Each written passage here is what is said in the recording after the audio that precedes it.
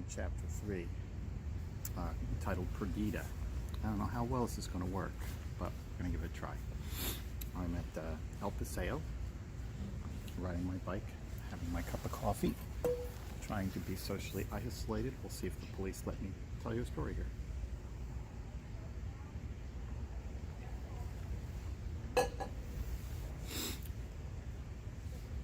It's entitled Perdita. Okay. For those of you in the play, Perdita is the one that Mrs. is in the real story. Okay? Perdita. And now, said the splendid vet to the dearlies, you must get a foster mother. He explained that though Mrs. would do her best to feed 15 puppies, doing so would make her terribly thin and tired. And the strong puppies would get more milk than the weak ones.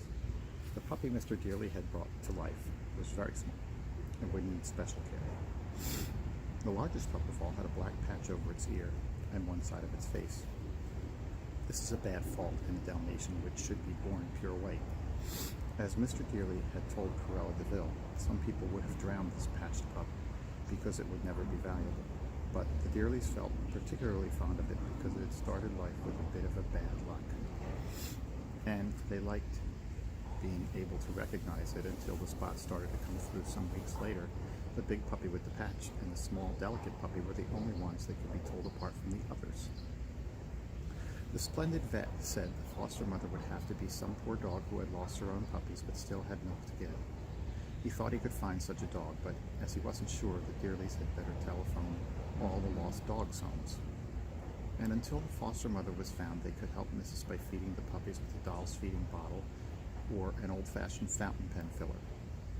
Then the splendid vet went home for an hour's sleep before starting his day's work.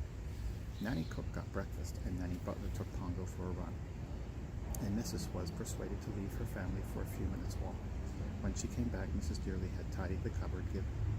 Mrs. gave the second lot of pups a meal, and then she and her family of 15 had a glorious sleep.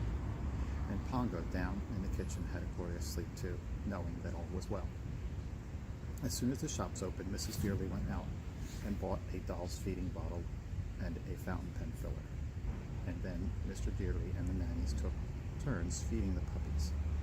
Mrs. Dearly fancied this job herself, but was busy telephoning trying to find a foster mother. The nannies were too fat to be comfortable in the cupboard, and so soon Mr. Dearly got the feeding job all to himself and became very good at it, and just a bit bossy. Of course, he couldn't go to business, which was awkward, as he had an important business deal on. Luckily, there was a telephone in the Dearly's bedroom, and it had a long cord on it, so Mr. Dearly was able to telephone while he was feeding the pups. There he was, in a dark cupboard, with Mrs., 15 puppies, and a telephone. He nearly upset this important business deal by holding a pup up to his ear and giving the telephone a drink of milk. No sooner had Mr. Dearly put the telephone down than the splendid vet rang up to say he had not been able to find a foster mother. Neither had Mrs. Dearly anywhere in London. She now started to ring up lost dogs' homes outside London. It was late in the afternoon before she heard of a mother dog with some milk to give nearly 30 miles from London, and this dog had just been brought in and would have to be kept some days in case she was claimed. Mr. Dearly put his head out of the cupboard.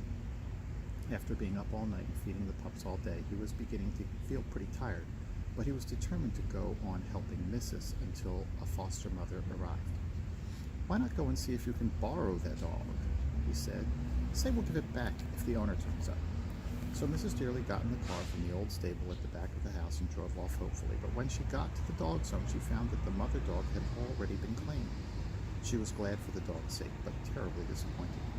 She thought of poor Mrs. getting exhausted by too many puppies, and Mr. Dearly, who might easily refuse to come out of the cupboard for a good night's sleep, and she began to think she would never find a foster mother. It was now almost dark, a gloomy, wet October evening. It had been raining all afternoon, but Mrs. Dearly hadn't minded when she was feeling hopeful. Now, as she started back for London, the weather made her feel more and more depressed, and the rain got so heavy that the windscreen wiper could hardly keep pace with it. She was driving across a lonely stretch of common when she saw what looked like a bundle lying in the road ahead of her. She slowed down, and as she drew closer, she saw it was not a bundle, but a dog. Instantly, she thought it must have been run over. Dreading what she might find, she stopped the car and got out. At first sight, she thought the dog was dead, but as she bent down, it struggled to its feet, showing no signs of injury.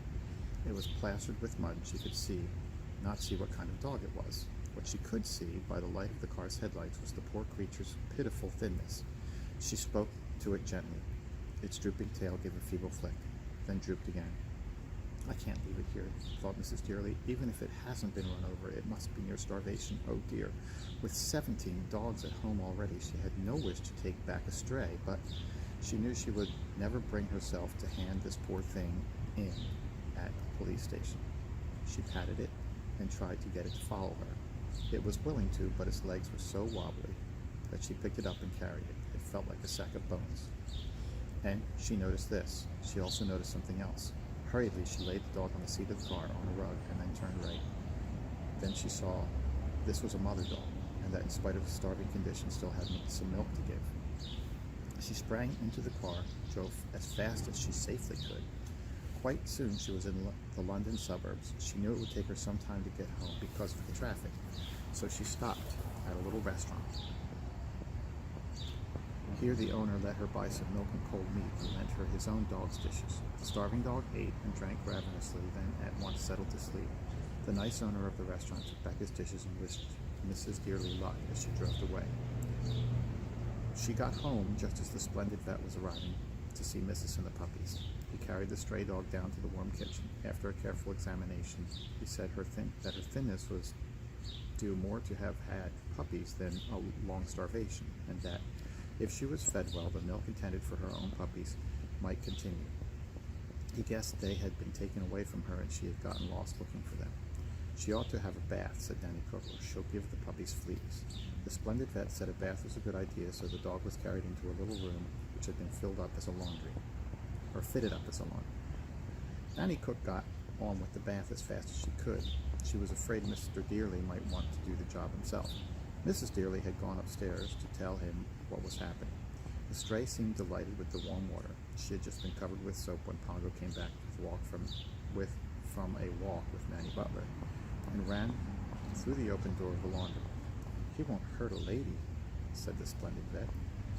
I should hope not, when she's going to help nurse his puppy, said Nanny Cook. Pongo stood on his hind legs and kissed the wet dog on the nose, telling her how glad he was to see her and how grateful his wife would be. But no human heard him. The stray said, well, I'll do my best, but I can't promise anything. No human heard that either. Just then, Mr. Dearly came hurrying in to see the new arrival. What kind of dog is she? He asked. At that moment, Nanny Cook began to rinse off the soap, and everyone gave a gasp. The dog was a Dalmatian too, but her spots, instead of being black, were brown, which in Dalmatians is not called brown, but liver. 18 Dalmatians under one roof, said Mr. Dearly gloatingly. Couldn't be better. But it could, as he was soon one day to learn. Wet, the poor liver-spotted dog looked thinner than ever. We'll call her Perdita, said Mrs. Dearly, explaining to the nannies that this was after a character in Shakespeare. She was lost, and the Latin word for lost is perditus.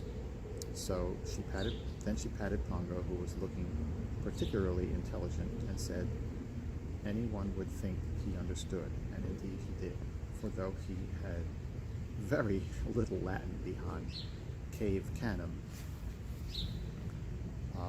he had, as a young dog, devoured Shakespeare in a tasty leather binder. Perdita was dried in front of the kitchen fire and given another meal. The splendid vet said she ought to start mothering the puppies as soon as possible to encourage her to provide more milk.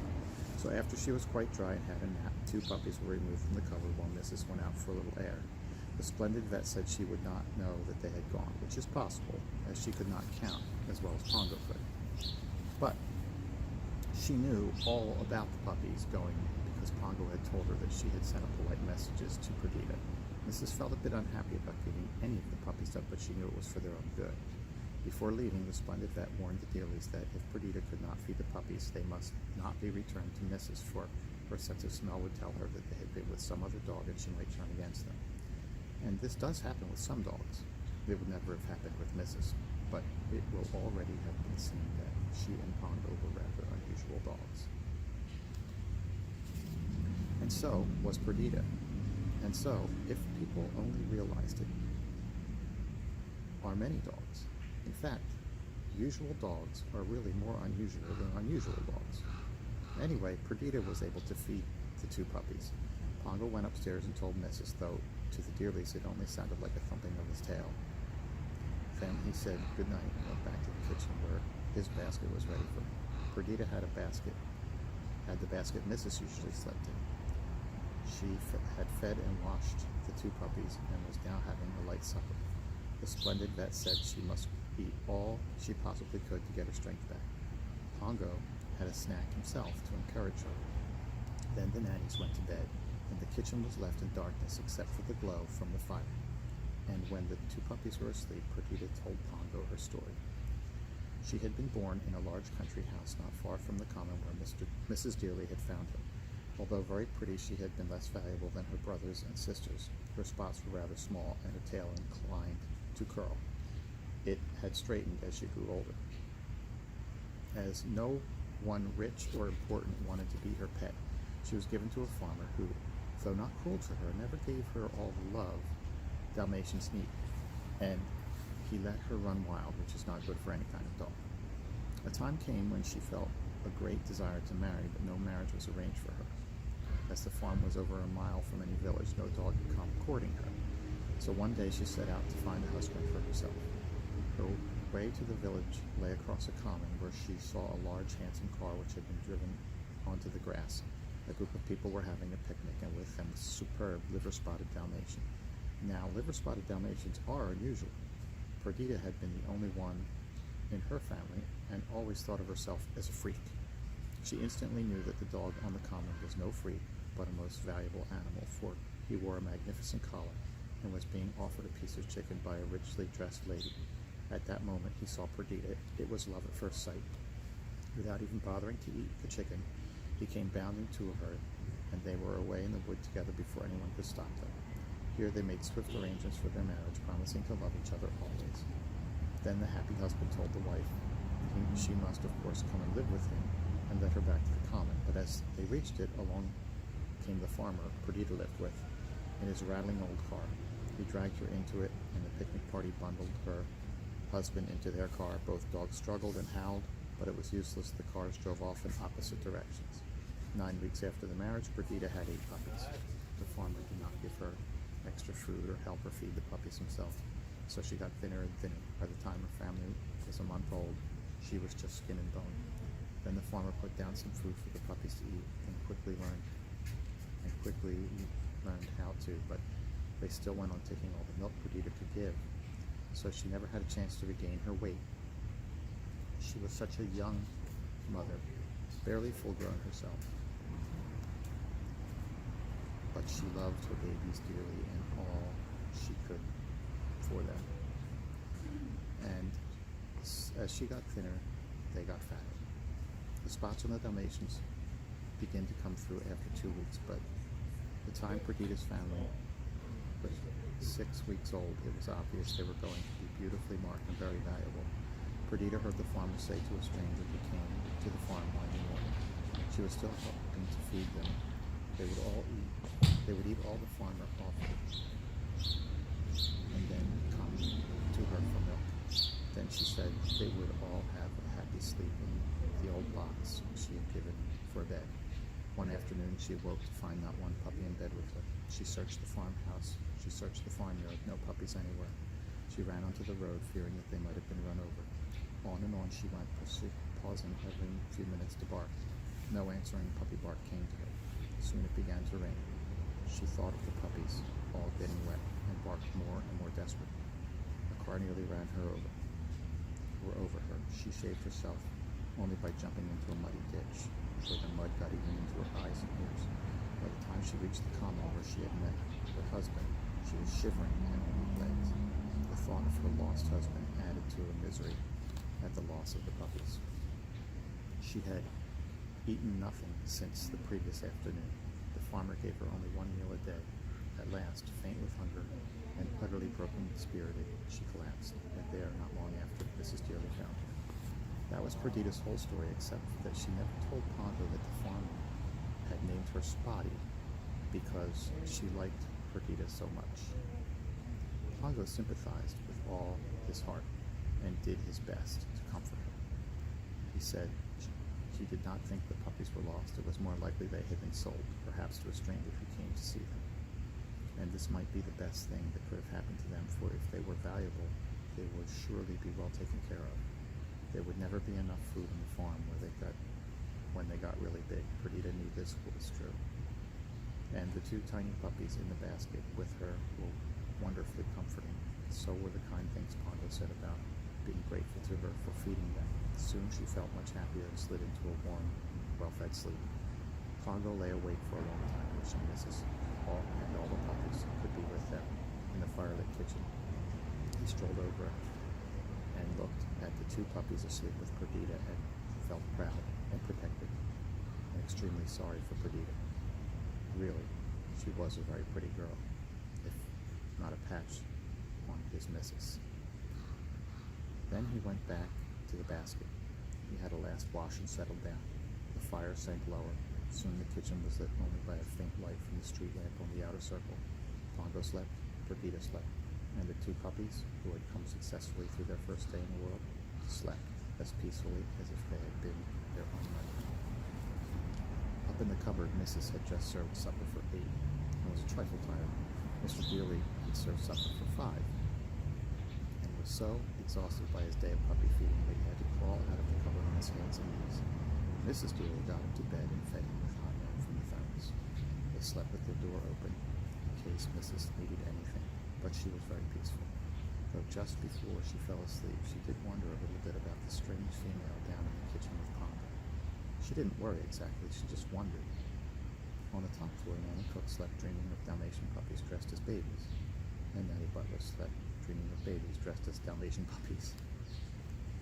What with 4 humans, 3 dogs, and 15 puppies, it really was a very sleepful house.